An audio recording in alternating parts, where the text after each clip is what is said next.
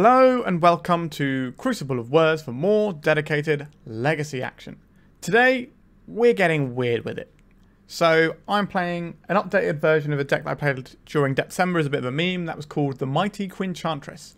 And we're kind of doing the same thing again, but instead of trying to force it being a Dark Depths deck, we're doing something quite different with it now. So we are trying to leverage enchantments alongside Serra's Sanctum to power out some useful stuff as the game goes on. So we've got a load of enchantments which can sort of suppress what our opponent's doing. So we have the combo of Phyrexian Unlife and Solemnity. So Solemnity says players can't get counters, and counters can't be put on artifacts, creatures, enchantments, or lands. So Solemnity with Phyrexian Unlife means that you can't ever get poison counters, so you're just invulnerable whilst you have these two things in play. You still lose to things that say you lose the game, or I win the game from the opponent, like Thassa's Oracle. So that is something to worry about. That's not going to help us versus Doomsday, but I just don't think we're going to be very good against Doomsday full stop. We've got a bunch of removal. We've got 4 on Thin Ice and 3 Ossification. So we can remove some creatures that way. We've got a full set of Rest in Peace. So this is kind of like a metagame call right now, because the top 2 decks use their graveyard to an extent. Like the top deck at the moment is the Re-Scaminator, and obviously removing their graveyard is going to be useful. This also hits the third deck, which is Grixis Tempo. It stops them being able to use their Channeler and Murktide Regent to good effect. So pretty useful. And we're also running a Helm of Obedience to go with our Rest in Peace, so it's a combo piece for us as well. We have Rune Halo as like a nice little catch-all to like stop something that might be getting us, whether that's a Tendrils of Agony or whatever. It's an option we have. So we're kind of trying to suppress our opponent with stuff here. We also have 4 Leyline of Sanctity, which can also stop a whole bunch of things like discard spells and like the whole grief package from stripping your hand and all that. So pretty good at suppressing what our opponent's doing. And then what are we doing when we play our Serra Sanctum and it's tapping for 2 to 4 mana or whatever? Well, we're going to cast the One Ring and then start drawing our deck, which is usually a pretty good way to go. The One Ring, whilst you have the Solemnity Phyrexian Unlife combo, you aren't dying to the trigger on this. You're just drawing as many cards as you want until you win the game. So I'm a bit of a fan of being able to do that. Then we have 4 Karn the Great Creator here. So this is another good thing that we can funnel our mana into. It means we're going to have quite easy mana into making our Mycosynth Lattice out the sideboard. So this is hopefully going to do a pretty decent amount of work for us. This is probably going to be our main win condition. It can find our Helm of Obedience. Oh, there should be an Ensnaring Bridge in the sideboard. I will add that before we start recording. Probably over the 4th Deafening Silence, we'll just go and get ourselves an Ensnaring Bridge. And that should help. Or maybe we'll trim a Moat. We'll think about that in a sec. Then we have a small Urza Saga package. So there is an interesting combo here that can sometimes be a bit of a nombo. So Solemnity says, counters can't be put on artifacts, creatures, enchantments, or lands. So Urza Saga is an enchantment, so it helps our Serra Sanctum, but it's obviously also a land. So we can't put counters on this, is what the Solemnity says. However, we're the ones who get to decide when we play Solemnity. So if we play our Urza Saga, wait till it's got 2 counters on it, play a Solemnity, it never gets a 3rd counter, and we just have a thing that churns out tokens. That seems like a pretty reasonable thing to do for me. We also have the Expedition map, which can go and find this one of Dark Depths, because if we have a Solemnity in play, and we play a Dark Depths, it just immediately becomes a 20/20. So that's another little backdoor way of winning the game that we can try to use. Is this deck going to 5-0 a league? I do not believe it will. But I think it should be interesting to see how useful these various pieces are to suppress opponents. It feels like there's something here, but it's going to need a lot of time and work to get somewhere. But that's part of the fun. And I've been playing some like good decks lately, so it's time to play something a little bit wild and out there. As for this sideboard, I've got some more enchantments to deal with stuff like Oblivion Ring. We've got Greater Romancy we can bring in to try and protect some stuff. We've got a little Karn package, One Ring, Helm, Ballista, Lattice, Crypt, and Liquimetal Coating. And we have a couple of moats. This is for the Goblins matchup. We can just put them down. Like, it's pretty good against initiative as well, and we can just kind of stop them from being able to steamroller us. Now, we could trim one of these for an Ensnaring Bridge or Deafening Silence for an Ensnaring Bridge. But I think we're going to probably cut this Greater Romancy. People aren't going to be destroying that many enchantments, and if they do, it's going to be via things like Serenity that hits them all. So I think we're going to swap this out for an Ensnaring Bridge before we start. And yeah, that's a deck tech over, so remember to like and subscribe, and let's start doing some weird stuff. If you're looking to play Legacy on MTGO like me, why not try Card Hoarder? They're a rental service that I personally use, and I found them better than other rental services that I've used in the past. So why not give them a try? Alright, we're on the play for round 1. We don't have any white mana, which is not really where I want to be, so we will be mulliganing this one. Okay, we've got the same problem with no white mana, so I guess we're going back in. Okay, we can keep this. It looks a bit weird, but if we get rid of this and a Solemnity, we can play on as a Saga that the Sanctum comes in and we'll tap for white because of our Saga. And then we can play something, hopefully soon. Ancient Tomb from our opponent. A Lotus Petal, we're just getting Goblined. Or, no, it's blue. Okay, so we're looking... Oh, wow, they're just going to show and tell straight up. Interesting. So, what are we going to put in? Are we going to put in the Phyrexian Unlife, or are we going to put in the Solemnity? If we put in the Solemnity, then our Urza Saga won't go away. And then we can put in the Phyrexian Unlife next turn. We put in the Phyrexian Unlife now. Untap, this gets a counter on, then we play Solemnity. Sure. Okay, so if they can't counterspell our Solemnity, we do have this beat. There is a Force of Will in here, so that's probably going to do us. But we can draw more copies of Solemnity.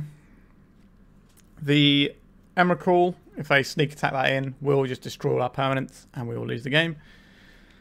But yeah, Force of Will, Omniscience, the One Ring, Volcanic Island, a bunch of stuff. All right, we don't need to worry about what they have there because it's either going to get us or not, right? I guess we just play this.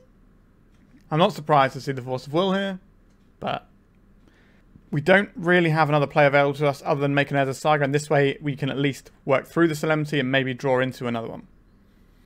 If they can just sneak attack an Emrakul, this doesn't matter either. Alright, so we're in. Interesting. So they've got a Brazen Borrower or a sneak attack Emrakul. Show and tell. Okay, we'll put in our land. They've got an Omniscience. Okay, so they can just cast the Emrakul. Yep, that will do it. So this is going to be a difficult matchup, but I don't think that's a surprise to anyone here. So, how are we supposed to do this? So Moat does 0 here. Oblivion Ring, weirdly useful. So have those. That's probably better than the On Thin Ice. We're not going to be needing to Shadowspear. Pithing Needle can hit sneak attack. Rune Halo doesn't really help here because our opponent just goes and gets an Emrakul at some point and just eradicates all our permanents. So we'll get rid of that one. Ensnaring Bridge, I think we still want that to tutor for with our Karn. One Ring, kind of useful still. The Rest in Peace, not doing a great deal here. So I think we get rid of Helm and 2 Rest in Pieces, and then we can just we can still fetch our Helm from the sideboard if we're doing Karn stuff, but generally we're just going to be trying to suppress what our opponent's up to. All right, so we knew we were going to have a rough time against some combo decks going into this league. Okay, like our deck is just full of planes, but none of them appear to be in our hand ever. Okay, so let's mulligan this. Like, Deafening Silence isn't great here, but it's not the worst. All right, so we'll keep this. Probably get rid of one of the Phyrexian Unlifes just to make sure that we have our mana underneath us. So the Deafening Silence will stop our opponent from playing a Show and Tell into an Omniscience and killing us. Now they can then kill us the next turn basically, but it gives us a turn to untap and try and Oblivion Ring them. But this is going to be rough. Like, we're going to be good into like combo decks like Storm, but combo decks like Show and Tell are kind of awkward. I guess if we can get a Karn and an Ensnaring Bridge and hide behind that as well, then that'll stop the Emrakul from eradicating all our permanents. Right, are they just going to hit us with a Show and Tell this turn? If so, we can put in the Oblivion Ring. Good old Oblivion Ring. Alright, here's the moment of truth. No Emrakul for you. Alright, the first hurdle has been overcome. Let's just play out some goofy enchantments. Phyrexian Unlife combo, not amazing in this matchup, but it's okay if they've got like an Atraxa just wailing on us. It's the Emrakul that I kind of am terrified of. But we've got rid of one Emrakul. But something like a bounce spell is going to be scary. Or a Force of Vigor. I doubt they have Force of Vigor. They probably don't have the blue cards, the green cards to support that. Do play out the Phyrexian Unlife. I don't think we're going to lose all of our enchantments in one go, so I think we'll play this out. It makes our Serra Sanctums better. It means that they can't just bounce us off of Phyrexian Unlife if we assemble our combo. More permanents to sacrifice to an Annihilator trigger, I guess. Okay, it's going to be an Intuition at our end step, I believe. Oh no, just a Petty Theft. And they're going to get the Emrakul back, and then we're going to lose all our permanents and we're going to die. Yep, this matchup was going to be rough, and so it was. Alright, let's go to round 2. Our hand is incredibly slow, so we're going to mulligan this one. We're missing some land here. That's already kind of a mulligan with this. We're on the play, so I think we have to mulligan. Alright, we can keep this one. We'll throw back a Plains. And I'm going to throw back another Plains. Or is it the Serra Sanctum and hope that we just draw into a land? Yeah, it's probably that. Because our other lands aren't really wasted landable. Oh, we're on the draw, actually. Okay. Maybe we could have kept the one lander. No, we shouldn't have kept the one lander. Let's be serious. Okay. So, let's play... Okay, so we drew the Serra Sanctum. That's fine. We will need to play an enchantment in order for our Serra Sanctum to do something. Alright, an Entomb from our opponent.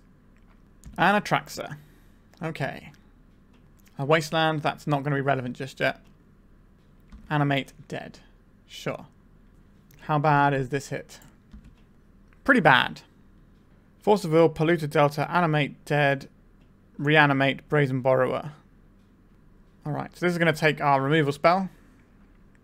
Alrighty. This is not ideal. So we've got to get through a Force of Will and a Brazen Borrower. I'm not seeing it.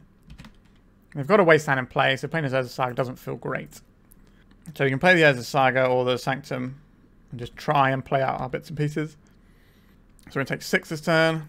We're going to play into our opponent's Force of Will. So I was originally trying to build a version of our deck here that was black-white with 4 Leyline of the Void in the main deck. But I couldn't quite get the numbers to work on that one.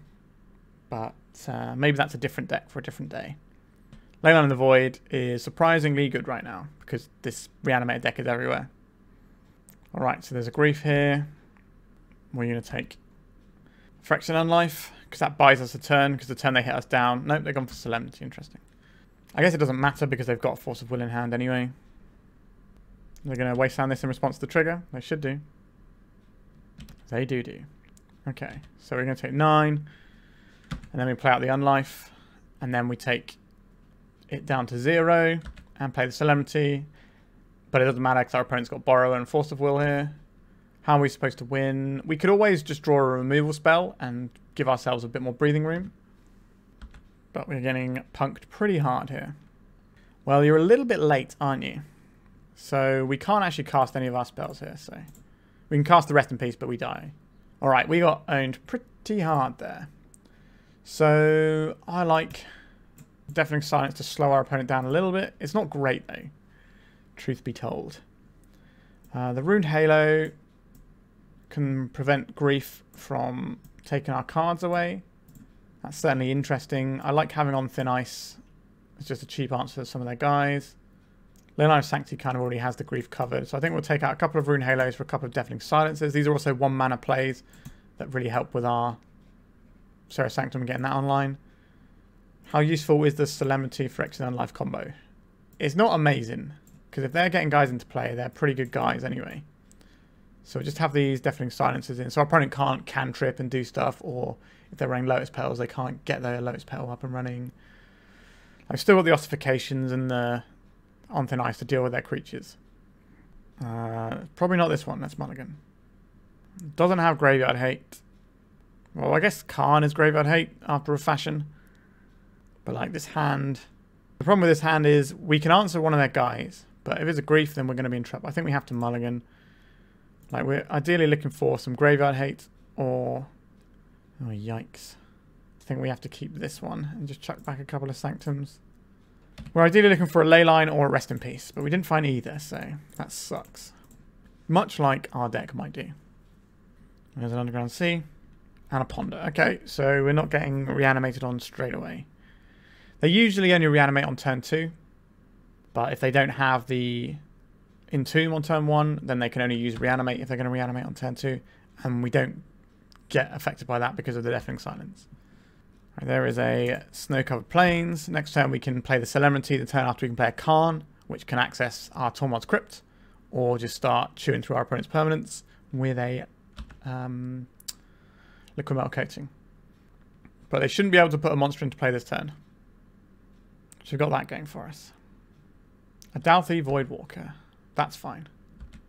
If they've got days to back it up, that's less fine, but it is what it is. There's our Solemnity, and we will pass. So next turn we can play a Karn. There's a Wasteland. We can still play a Karn because we've got another Sanctum in hand. A Rest in Peace, you say? That's pretty tasty. Let's just get this going. Alright, so we don't have to worry about reanimated monsters. Now we can start doing Karn things. Brainstorm from our opponent. Also, if we just draw Helm of Obedience... No, did we disciple the Helm out? I don't think we did, actually. So we can still draw Helm. Or we can Karn into Helm. We've got some options here. Undercity Sewers. We can do some surveilling. I left a card on top. Cracking for 3. That's fine. Ossification. So we can play an Ossification and then we can play the Karn. Using our extensive mana advantage here. Oh, we can't play the Karn actually because of our own Deafening Silence. But I think just getting that creature out of the board gives us quite a lot of time. Our opponent is unlikely to put other threats into play. They're just going to borrow this. If their borrow is getting spent on an Ossification, that's fine by me. Alright. Right. I'm doing a little bash here. A Brainstorm is our opponent's only spell for the turn. If they don't find a land, then they can't put the borrow into play. Right, so they can play a creature. So this is 6 damage. So we might be looking at trying to speed up our clock by just playing this guy. Let's see if this Karn resolves. Right, feels like we've got a Force of Will in our near future here. Yep, pitching a Moat side Regent, that's not doing anything. Okay, so we're going to take half our life total this turn, and we're going to need to find something because our opponent's going to have an additional threat next turn. Now, we're not a million miles away here. Karn the Great Creator. This does not do it for us. We don't have a 1-mana answer to anything here. We can Ossification one of these, but then we're still getting cracked for 6. So I think we are unfortunately dead here. We don't have the mana to go and get our Ensnaring Bridge. So we can't even cast it because of our own Deafening Silence either. Yeah, we kind of might have lost to our own Deafening Silence weirdly here. Alright. Not so great there, but I think you can see how this matchup is probably pretty winnable. Like having main deck Rest in Pieces and the Leyline of Sanctity just to stop your opponent's griefs and things feels like it's probably quite a good spot for this sort of matchup. But we just had to mulligan quite a lot and it didn't really come to fruition for us. Alright, let's go to round 3. Alright, I think we're going to keep this one. We can start with the Leyline of Sanctity, which is pretty good right now in the old meta. We've got a Rest in Peace that we can follow up with in a couple of turns. A Mountain. Alright, are we just going to have the wrong pieces for the wrong matchup here? Could well be.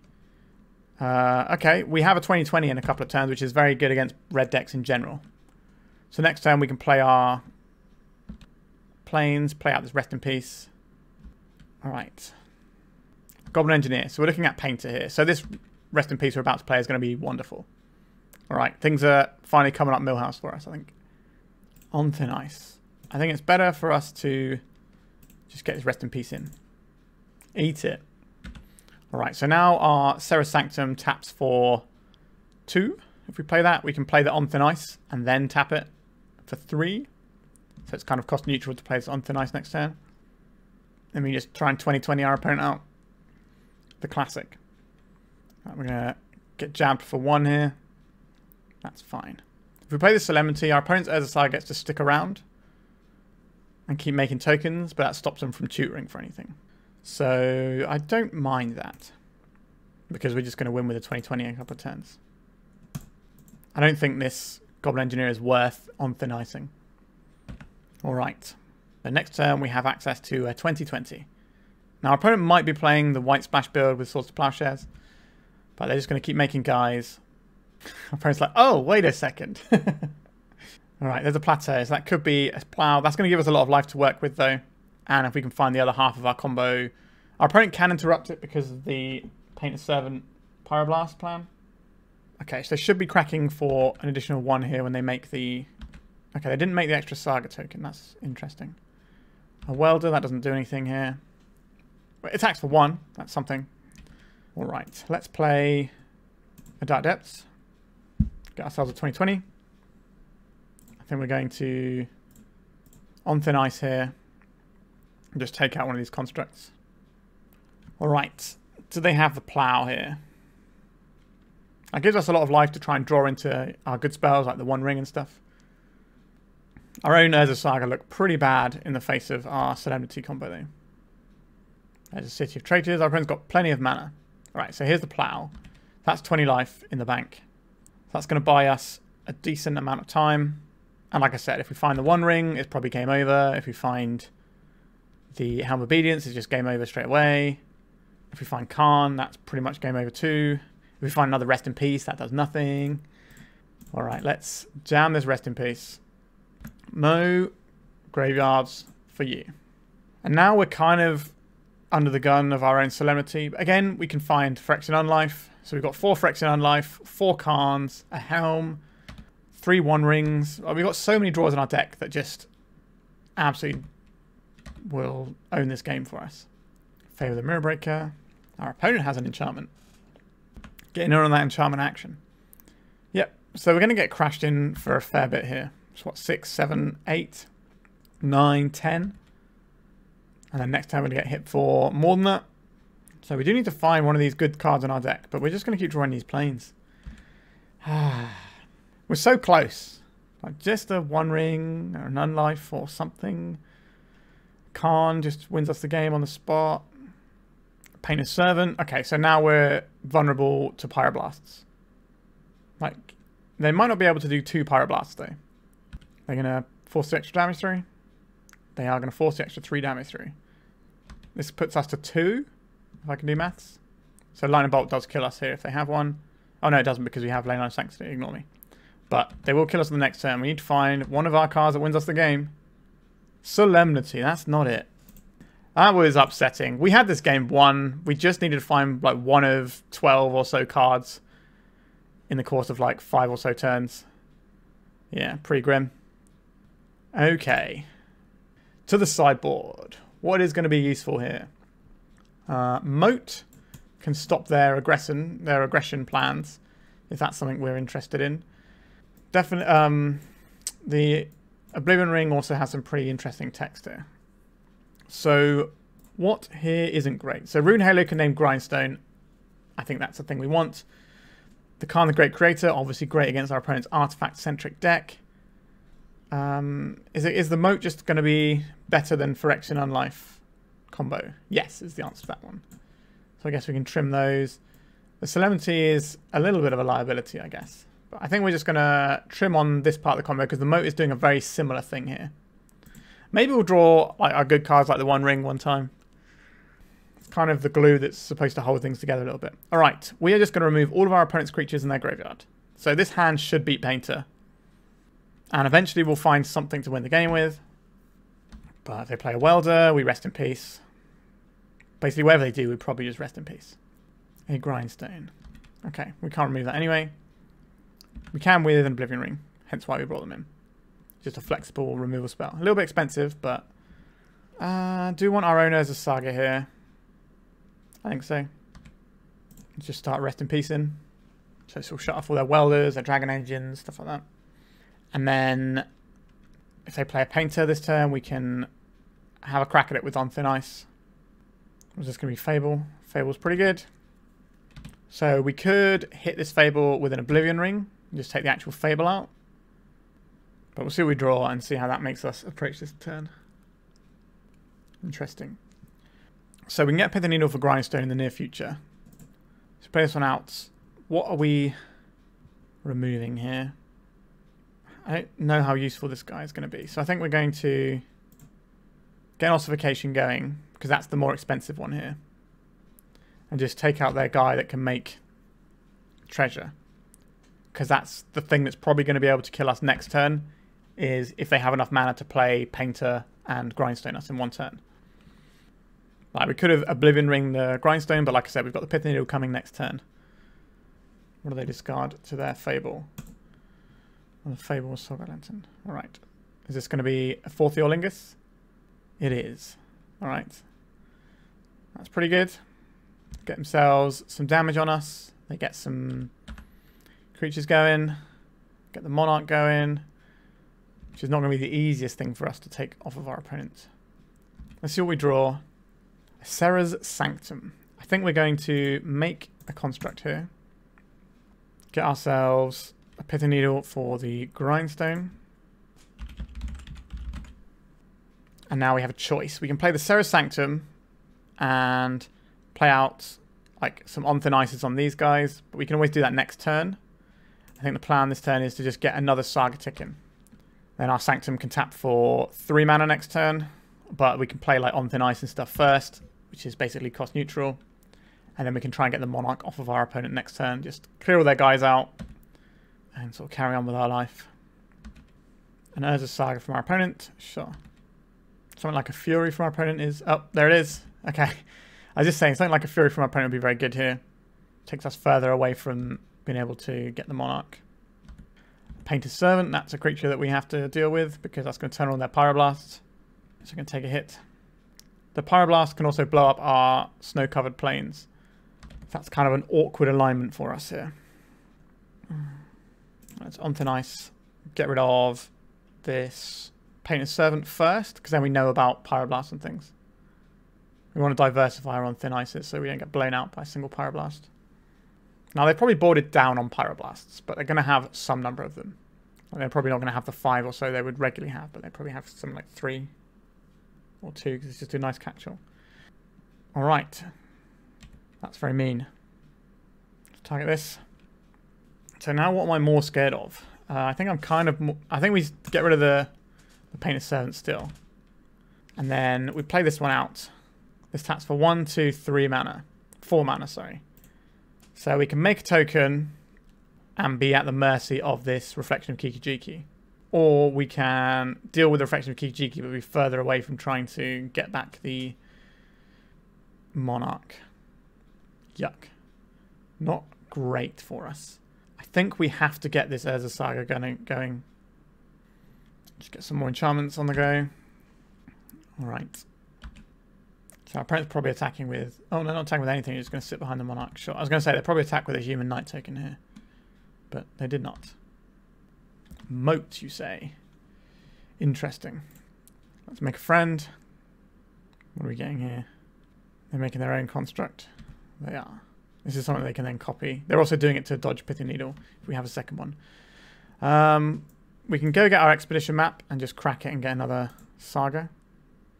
Okay, so there goes our Kiki-Jiki, their Reflection of Kiki-Jiki. They probably copy a construct because this will give them 2 3/3s. Yeah, that's fine. We're not sending our 3/3s into them, so they get to keep the Monarch for a bit longer. Again, we can draw our Helm of Obedience and just win the game. Like, in some number of these games we've been playing, we do just have draws that just immediately win us the game. We can also draw the One Ring, which is pretty close to winning the game, because we're just going to get so much card advantage off of it. But, alright. They could get a Pithing Needle here and name as a Saga, so we don't get anything with it. But then they're not naming Karn, or they're not naming our Helm of Obedience. They're just getting a Lotus Petal. What do they need all this mana for? It's just another big 4th Eorlingus. 1, 2, 3, 4, 5, 6. Right, it's not 4th Eorlingus. Attacking with some constructs here. They are.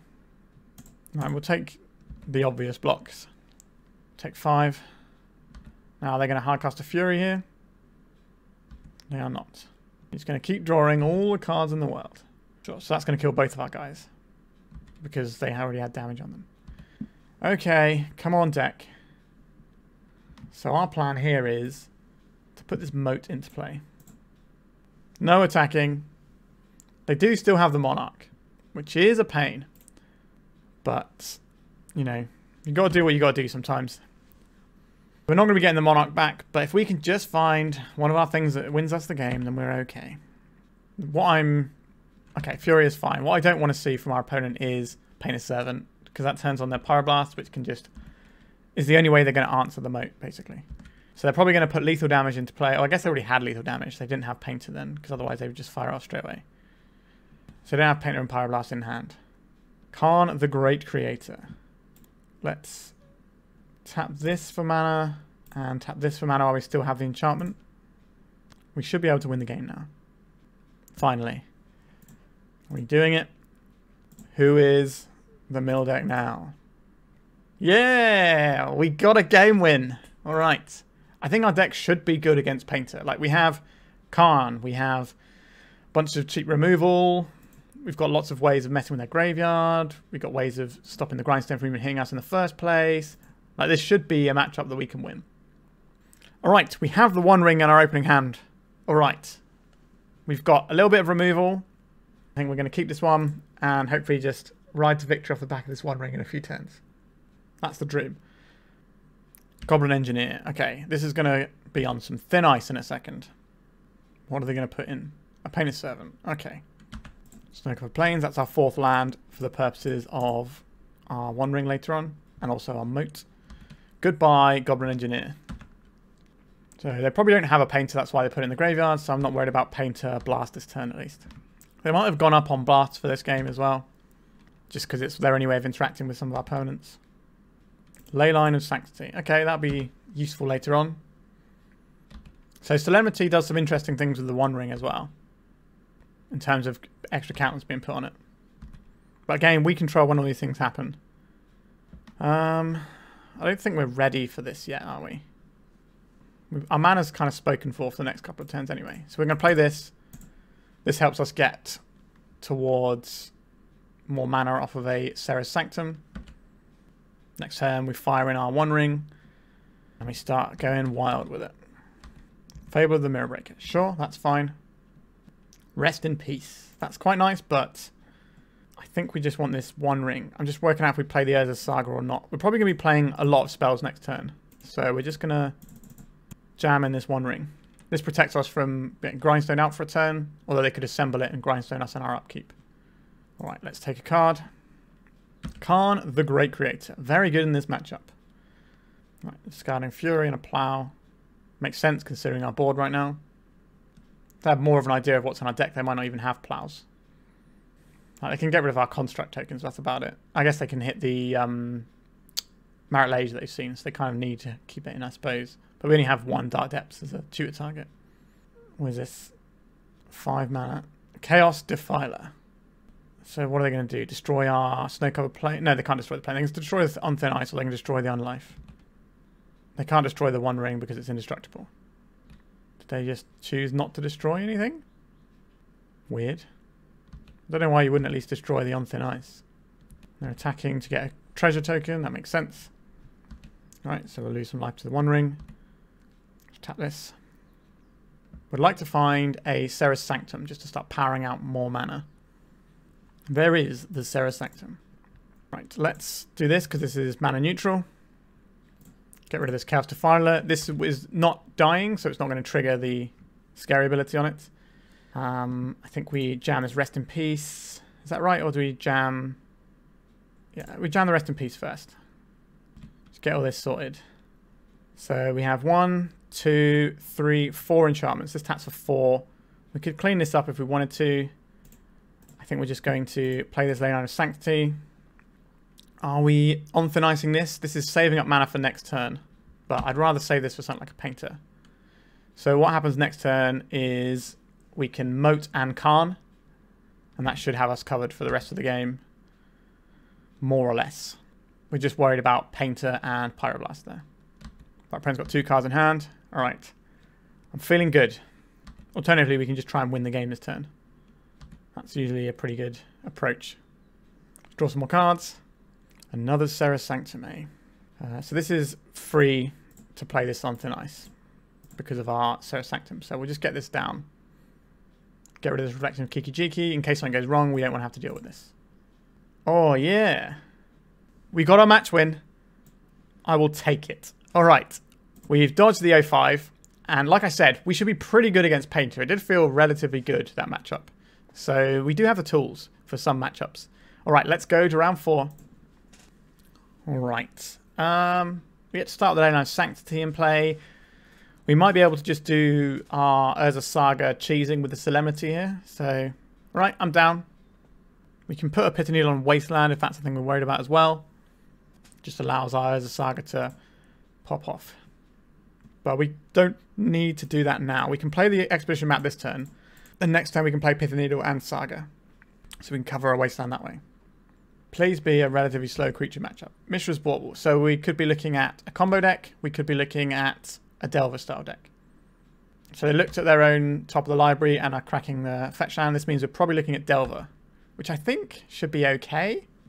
Like, it's a matchup we can win. I'm going to play this one out. Play this out with the Pithing Needle. Right, they are dazing our Pithing Needle. That suggests to me that they have a Wasteland in hand. I'm sorry, the Force of Willing pitching daze. Obviously, if they daze, we would have paid.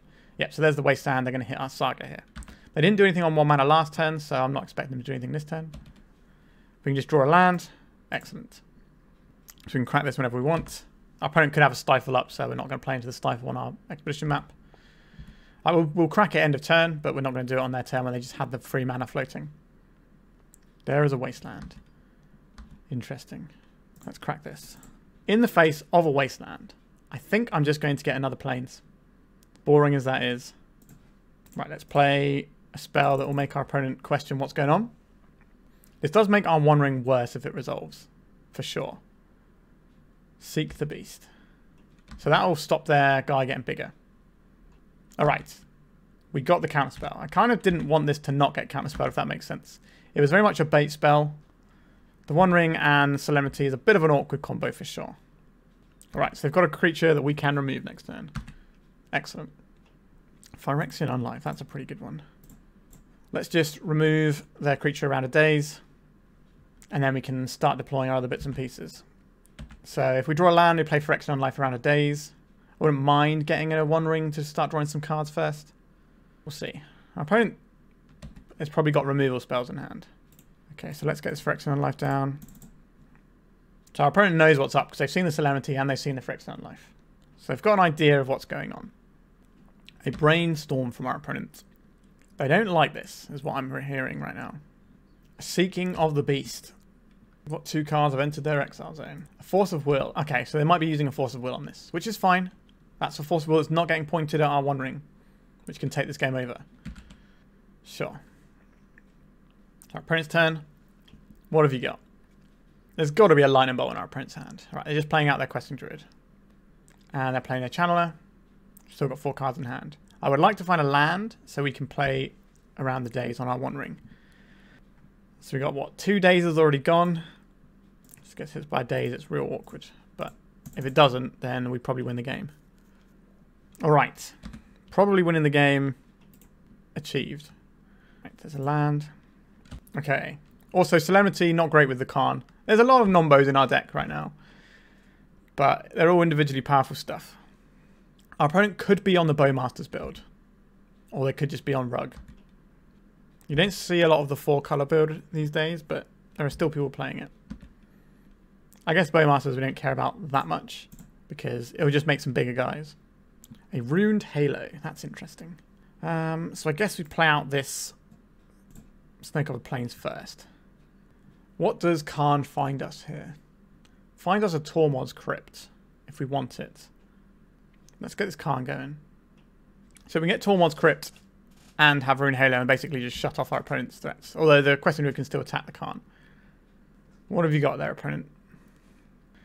More Questing Druids. A Murktide Region and a Brainstorm. Interesting. And they're doing some more surveilling and looking for stuff. Not great for us. But they're looking for something rather than having it, so I suppose I'll take that. We're very much priced into getting this Tormod's Crypt.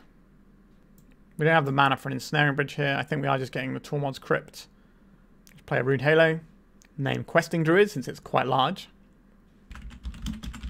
So the Questing Druid is just going to eat our Karn. Play Tormod's Crypt. And we just remove this graveyard now to make this Murktide region much more difficult to put into play. Actually, Karn isn't a nombo with our thing, because this doesn't mention Planeswalkers. So that's not a nombo. I know what I'm doing, don't you worry. So next turn we can play the Solemnity, and that will stop our One Ring going above 3 counters. So we can just have it as a draw 3 every turn if we want to. But I guess we're going to see what we draw, because we've got 4 cards coming next turn. So we've got a lot of planning to do once we draw those cards. Our opponent's going to attacks. So the Questing Druid at the Karn, the other 2 are us. That makes perfect sense. They're going to play out anything? They are not. So they're holding up a Force of Will over there. Let's draw some cards. Another Karn. Interesting. Yep, so this is going to be the Force of Will. Not a surprise. So I think we are playing out a Shadowspear here. We just kind of want to try and get some cards out of our hand. So I think drawing 4 cards a turn is probably enough. We play out the Solemnity now. That's better for next turn. This also gives us access to a Dark Depths, perhaps. Our Expedition map's already gone, so we'd have to draw it naked, but we're drawing 3 extra cards a turn, but we are taking, what, 3, 4, 5 damage a turn? Unholy Heat. Okay. So they might be able to surveil into turning their channelers on. Right, they're leaving it on top, which suggests to me it's something like a Borrower. It could just be a Murktide and just try and get a slightly larger threat going. Like they can make a 5/5 Murktide, and that combined with the One Ring is going to be pretty decent. Alright, a Ponder from our opponent. We're shields down here. You know, take the wheel, Jesus, as they say. So let's see how this pans out for us.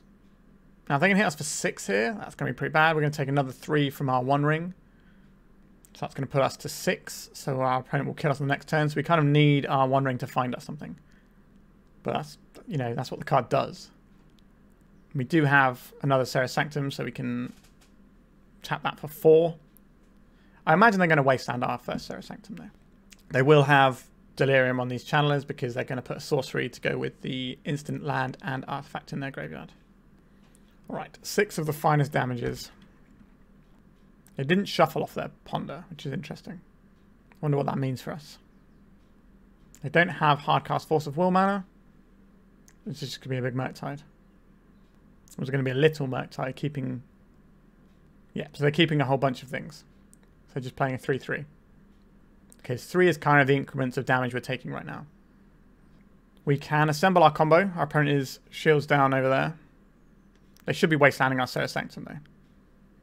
It's letting us go to our main phase. Fascinating. Phyrexian Unlife is pretty good here. Let's cast Phyrexian Unlife. Let's cast a Rest in Peace. This will grow their Murktide.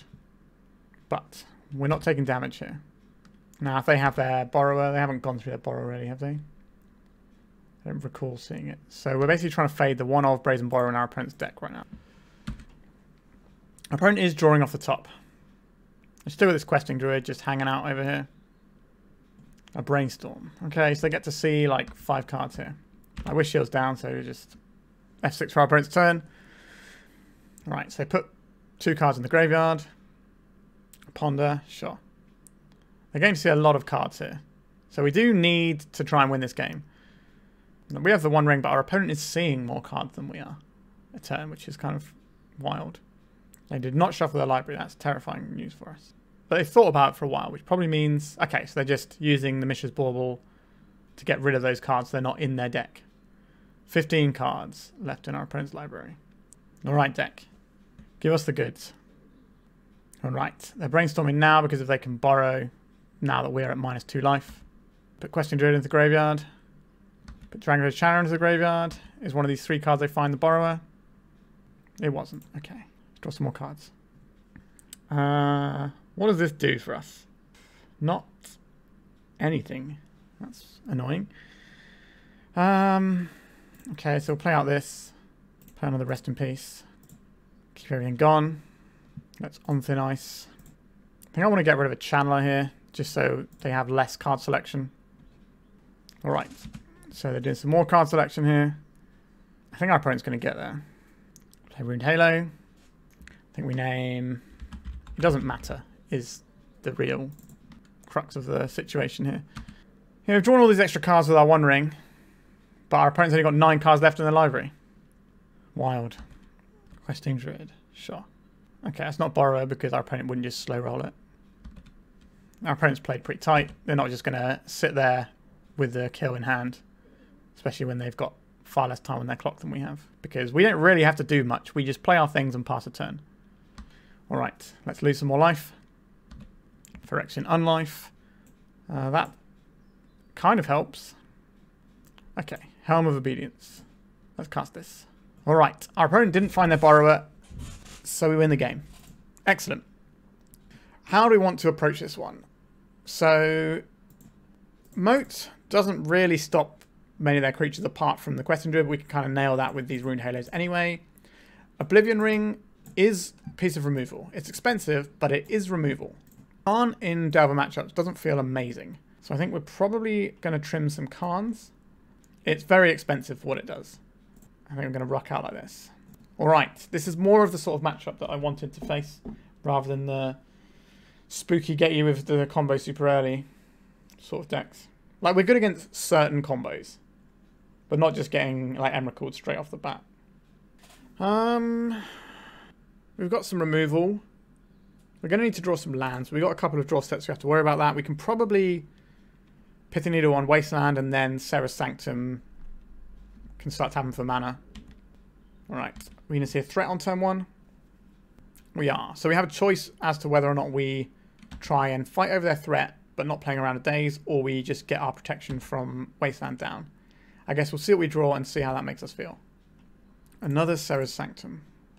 Are we just fighting over this now? I think so.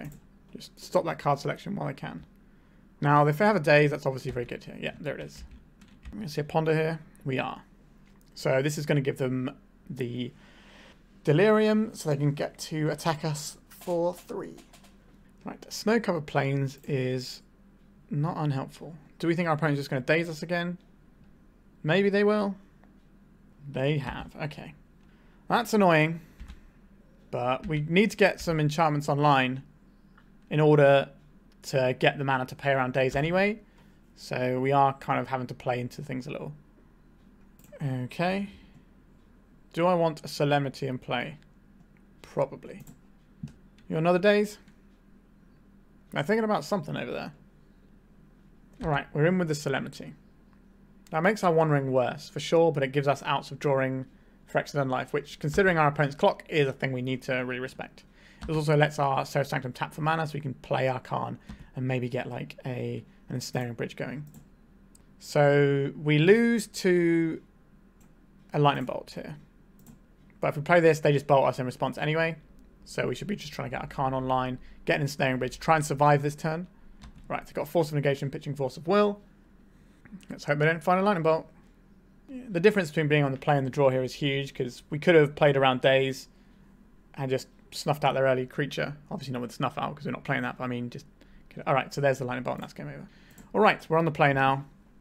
This seems fine, let's just go in. Yeah, this one looks pretty reasonable. Got some basics to play on, we've got some removal, we've got double Rest in Peace, so we can just shut down what our opponent's doing. Questing Druid is going to be a useful threat for them, but that's what this is probably going to be for. Ponder and no turn 1 threat is exactly what I want to see. If they counterspell our first Rest in Peace, they set themselves back a turn when we just jam the next one.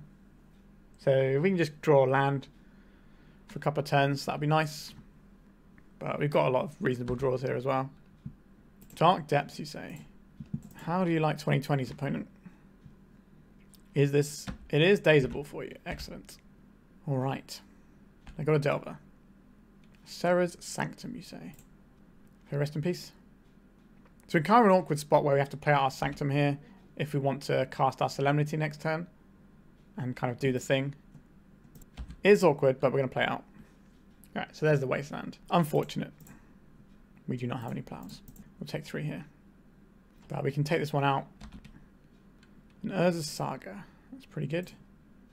So let's Ossification. Get rid of this Delver. Next turn we can play the Solemnity and lock in our 2-2... Our stage 2 Saga and just keep churning out things. And then we can also just drop a 2020. So we've kind of got infinite constructs and 2020, and that should be enough to beat our opponent. Especially when they don't have access to Murktide Regents or 3-3 Channelers. Our opponent is liable to fight over this if they can, because they're not going to have many options to put decent threats into play under the Rest in peace. All right. So next turn, we might be able to make a 20/20. Which, as you know, is one of my favourite things to do in Magic the Gathering. Does this work? All right. Are we going to be fishing for something here? I think this is going to be a Seek the Beast. That's my guess here. We're not playing around days because we're trying to play this Dark Depths of the 20/20. Here is a Seek the Beast. They found a daze. Okay, that's sad. So they're just going to think we made a mistake there. But we intentionally tried to play into days in the hopes that we could play our Dark Depths. Right, let's tap this for mana. Can we go and get... Do we want a Pithing Needle on Wasteland? Or do we want an expedition map to go and get us Urza's Saga? We just want Pithing Needle on Wasteland here. For the future. Let's get the One Ring going. And a Force of Negation. Yikes. Our opponent is ripping pretty hot over there. They had the one threat that actually matters. And they've had many, many counterspells without that much. I guess... no, they've been pitching a lot of their cantrips, actually. Alright. We are struggling a little bit. Ossification. Right, this will buy us a bit more room to breathe. If they find a green source, they can deploy this.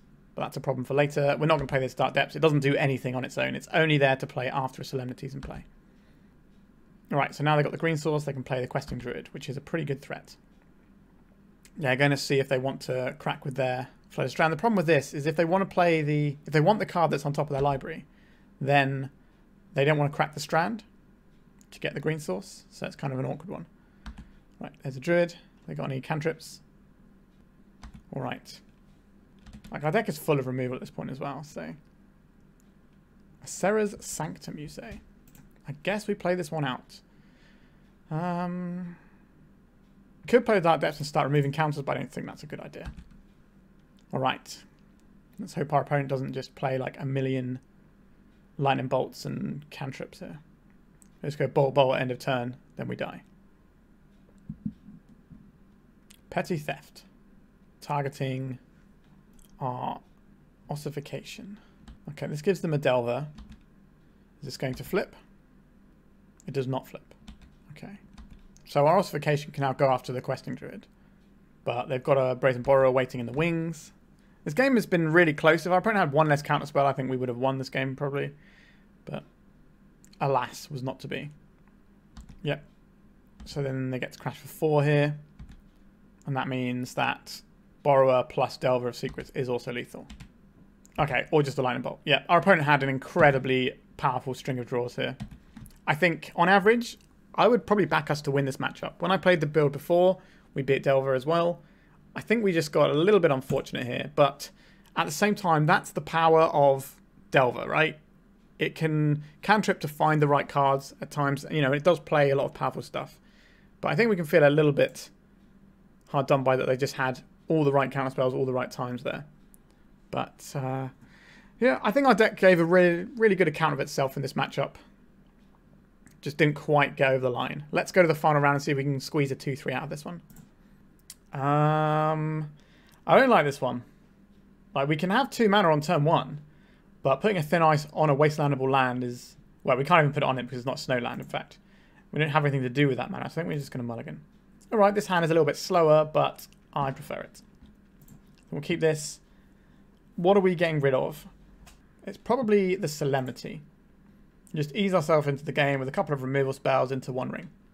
Our opponent's mulling into 5, so if they're going to be jumping at us with some kind of crazy combo, then we're going to have a hard time. We need them to be creature-centric, given our hand. But that's what our sideboard's for, with those 4 Deafening Silences.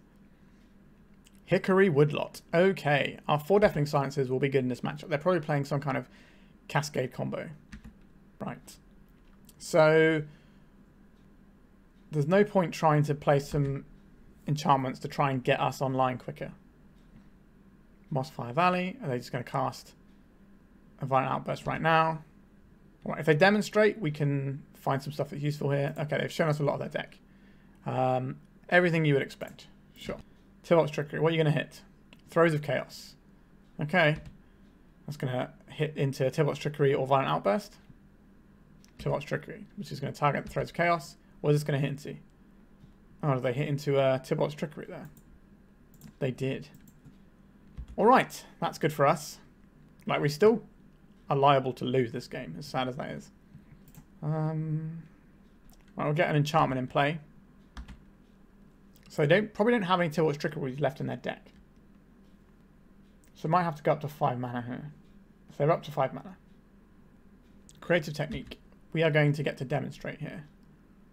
Karn, the Great Creator. I will play a free Karn. Not amazing here, but it does some stuff. Oh, they hit into the Throes of Chaos. That's bad for them. Like, the Violent Outburst stuff. Oh no, they do have another Tilt's Trickery. Interesting. I was going to say, the Violent Outburst stuff does mean that they have slightly more... so they're a lot faster now they're playing Violent Outburst, but they've got more ways that they can fail. Helm of Obedience. Okay. Throes of Chaos, not really what they wanted. It shouldn't have any more targets now. Yeah, our opponent's whiffing a little bit here, which is kind of the problem with this deck. Atali enters the battle for each player exiles card from the top of the library until the exile non-land card. You may cast them without doing stuff. Phyrexian Unlife. Oh, okay, they exiled an Emrakul. Sure. They exiled an Emrakul? They did. What is our strategy to beat this Emrakul? I guess we Helm Obedience them for 3. But we'll see what else comes, because we might end up with a Rest in Peace in play or something. Okay, they're not going to be demonstrating from here. Alright. Not a fan of this Cascade deck. It's not really playing the game so much. You're just kind of... Alright. It's just a case of you just play the things out and it does it. There's not really any nuance to how you play the game. Call forth the Tempest. Does this hit Planeswalkers as well? No. So before this Karn resolves, we're going to Helm Obedience and see if we can get anything weird out of our opponent's deck. And that's kind of our potential out here. Now we have a sideboard card that basically just stops our opponent from being able to play their deck. Yep, they're going to keep going here. Right, it doesn't do anything, so let's concede here. Because all these are going to have haste and kill us. Alright. Not the funnest game I've ever played of Magic the Gathering. So Moat stops a bunch of their things, just not the Emrakul. I think that's reasonable as a thing to consider. Solemnity is pretty funny in terms of their lands that need 2. I don't think this Ruined Halo is going to be doing much good for us. We still want our Rest in Peace combo. Pithing Needle on Boseiju is very important. We're not really going to need the Shadowspear, most likely.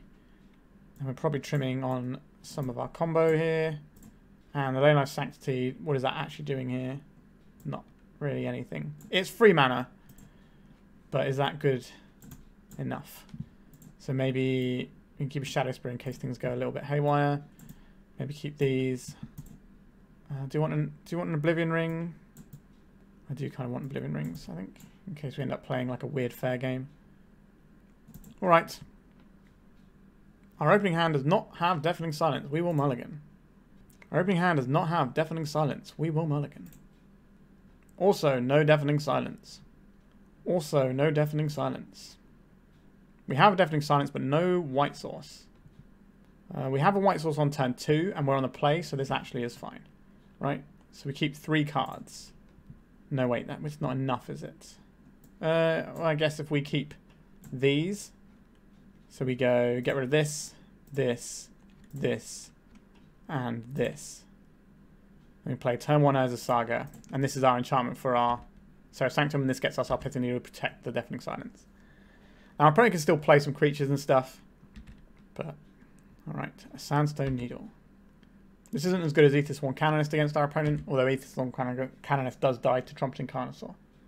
So we make a token, because this taps for 2 now, and then we go and get our Pithing Needle. Boseiju who endures, play our land, go to attacks. We don't have any attackers, we go to our opponent's turn. Okay, attack for 2, go Rest in Peace. So I don't really want to demonstrate their thing at any point because we could just get a Helm and win the game. Go attacks. I would say that this Creative Technique deck is probably my least favourite deck in Legacy because it's not really playing a game. You just have a hand and it does its thing and it's either good enough or it isn't. There's not really any sort of nuance to it. Right, we're just going to see a big guy here. Cool Force the Tempest. Sure, create a technique that they can't cast. Create a technique they can't cast. Okay. That does nothing. Attacks here. So they've not got a lot of counters on their lands over there. So they've got like one more spell in them. Another Rest in Peace. Not very exciting. So in the gameplay against this deck isn't particularly. We have a thing that does a thing. If it holds, we win. If we don't, it's kind of like Modern used to be when I used to play it. I don't know what Modern's like now, but it was basically, do you draw your sideboard card? Right, the One Ring, you say? That's a pretty good one to have here. Let's get the One Ring in. Tybalt's Trickery. What have they found us? We can't cast a card because of our Deafening Silence. The old red counter spell. Our opponent's probably just going to play an Apex Devastator at some point. Right, they're going to throw away a load of their lands, I think, here. Right, just one of their lands. Creative Technique. They should not be demonstrating this. They have demonstrated it. That's wild. Right, we'll get another Deafening Silence, I guess. So they get one Creative Technique off here. It hits a Maelstrom Wanderer. That's something. So they get a 7/5. We have a removal spell for this. Unbelievable. Like, what can you say? Yuck. I hate this deck so much. It's not playing Magic, is it? Alright, we did not win that matchup. It's a pretty polarizing matchup where you kind of just... It's only about one thing, really. And there's no real agency on either side of the battlefield. Either your thing works or it doesn't, and either their thing goes off or it doesn't. So that's a sad one. So we finished it with a 1-4. Let's talk about the deck. I should also just say, I don't blame our opponent for playing the deck. Like, it's not their fault that these cards have been printed for the horrible Cascade deck. You know, if that's what you want to do, if you want to bash out some quick leagues, fair enough. You know, it's never don't hate the player, hate the game, right? Anyway, so 1-4, not a great record, obviously. But what I will say is the Delver matchup was really close to us winning that. And the Cascade deck, like, we have the tools, we just needed a little bit more juice to get there. I think we could definitely fix that a little bit more if we wanted to, but generally I think what we have going on is fine. And there was another matchup where we were quite close to winning if things just broke a little bit different for us.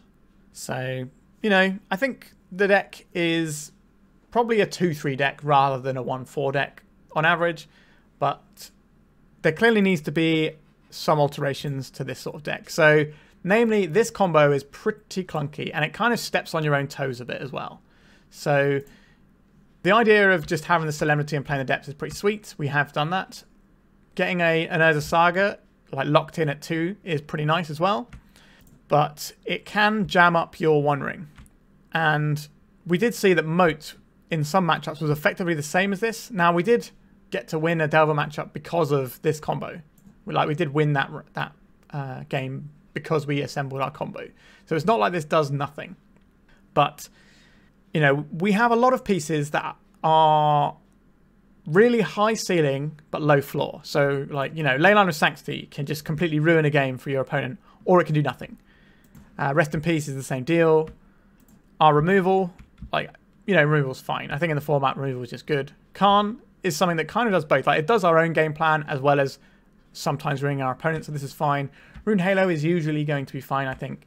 But, like, this Phyrexian Unlife Solemnity thing, it's fine, but again, you're playing an A plus B combo in a deck that has a lot of cards that don't have a guaranteed power level. Like I'm saying, like the Rest in Peace and the Leyline of Sanctity, they don't necessarily do anything sometimes. So having this A plus B combo that doesn't actually win you the game either, it just stops you from losing the game. And then it also, the pieces of it aren't amazing. So we tried to make Solemnity a better card by running, you know, like the Dark Depths and maybe trying to lock in some Sagas at 2 and that sort of thing.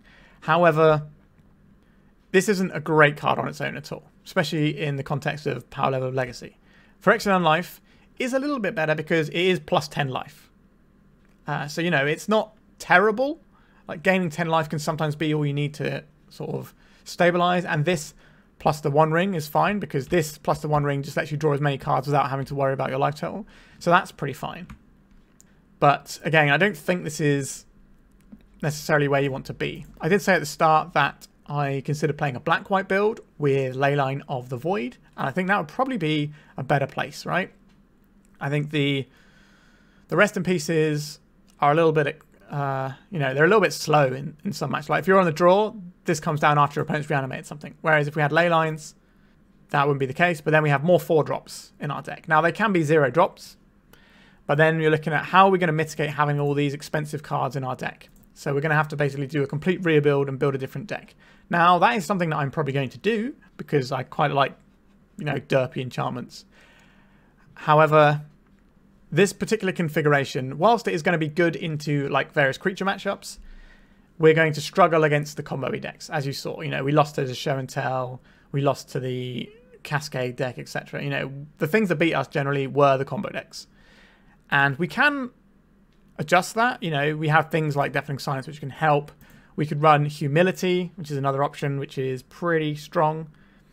Obviously, not the best combo with the Urza Saga, but we can change things around for that. So that's kind of going to be my next go on this, is turning it into an Orzhov deck and messing around with it. If you've got any ideas, by all means, send them my way. There's so many cards printed in all these weird